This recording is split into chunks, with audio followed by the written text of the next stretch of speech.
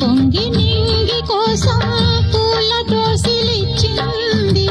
పూలు నేను చూడలేదు, పూజలేవి చేయలేదు, నేలపైన కాళ్ళు లేవు, నింగి వైపు చూపు లేదు.